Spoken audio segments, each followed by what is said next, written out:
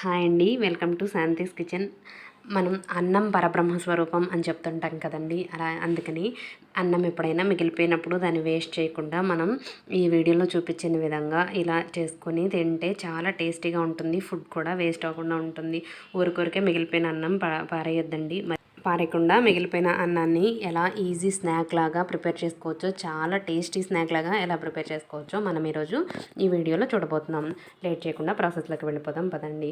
Stove on చేసి pan పెట్టుకొని ఒక 2 to 3 స్పూన్స్ వరకు ఆయిల్ అయితే సరిపోతుంది. ఎక్కువ ఆయిల్ వేయొద్దండి, ఆయిలీగా అయిపోతుంది రైస్ అంతా.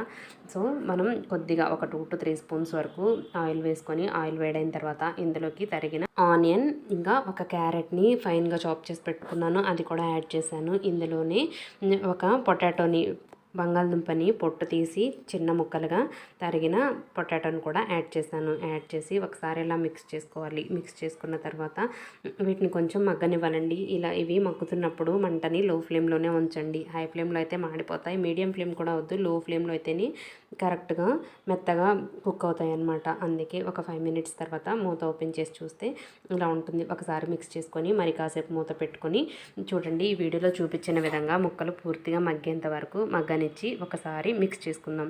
మిక్స్ చేసుకున్న తర్వాత ఇందులోకి 1 కప్ రైస్కి అయితే 1 egg సరిపోతుందండి. ఇక్కడ నేను 2 cups వరకు రైస్ని చేస్తున్నాను కాబట్టి 2 eggs తీసుకున్నాను. ఎగ్స్ ఇలా బ్రేక్ చేసి యాడ్ చేయాలి. బ్రేక్ చేసిన తర్వాత ఈ ఎగ్ని కొద్దిగా కదపాలి, వెంటనే కదపకూడదండి.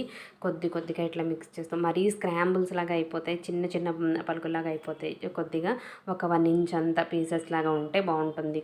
కొంచెంగా ఇలా మిక్స్ చేస్తూ ఉంటే మీడియం ఫ్లేమ్లో పెట్టి ఇలా మిక్స్ చేస్తూ ఉండండి. ఇలా మిక్స్ చేసిన తర్వాత పూర్తిగా ఎగ్ ఇందులో మిక్స్ అయ్యేంత వరకు చూడండి. వీడియోలో చూపించిన విధంగా ఎగ్ స్క్రాంబుల్ అయ్యేలాగా మిక్స్ చేసుకోండి. ఇలా మిక్స్ చేసుకున్న తర్వాత మనం ఇందులోకి రైస్ని యాడ్ చేసుకుందాం.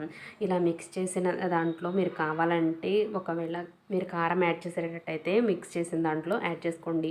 నేను మసాలా యాడ్ చేస్తున్నాను, కారం యాడ్ చేయట్లేదు కాబట్టి అందులో నేనేమి యాడ్ చేయలేదు. రైస్ యాడ్ చేసేసి అందులోకి సరిపడా, రుచికి సరిపడా ఉప్పుని యాడ్ చేశాను. 1 స్పూన్ అయితే సరిపోయిందండి 2 cups రైస్కి నాకు. ఇక్కడ 1 స్పూన్ సాల్ట్ని యాడ్ చేసి 1 స్పూన్ వెనిగర్ని కూడా యాడ్ చేస్తున్నాను. వెనిగర్ ఆప్షనల్ అండి, మీ దగ్గర ఉంటే యాడ్ చేసుకోండి. లేకపోతే రైస్ మొత్తం ప్రిపేర్ చేయడం అయిన తర్వాత 1 నిమ్మ చెక్కని స్క్వీజ్ చేసుకోండి, సరిపోతుంది.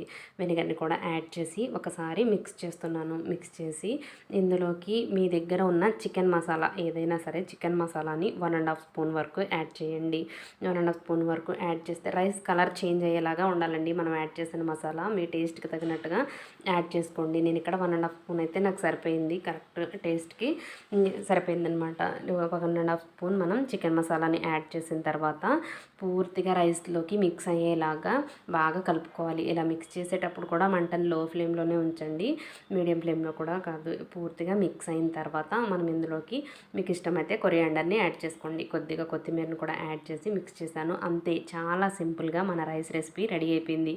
అన్నం ఏమాత్రం వృధా కాదు, టేస్ట్ కూడా చాలా బాగుంటుందండి. చాలా అంటే చాలా బాగుంటుంది. అందుకే మేము మిగిలిపోయినప్పుడు ఇలా చేస్తూ ఉంటాం. మీరు కూడా ఒకసారి ట్రై చేయండి, మీకు నచ్చుతుంది. మీకు ఎలా వచ్చిందో నాకు కింద కామెంట్ సెక్షన్లో చెప్పండి. చూడండి, చూడడానికే చాలా ఎమ్మిగా ఉంది కదా, తినడానికి ఇంకా చాలా బాగుంటుందండి. మీరు కూడా ట్రై చేసి మీకు ఎలా వచ్చిందో నాకు కామెంట్ సెక్షన్లో చెప్పండి. అలాగే మరెన్నో ఇంట్రెస్టింగ్ రెసిపీస్ కోసం like, share and subscribe to Shanti's kitchen. Thanks for watching.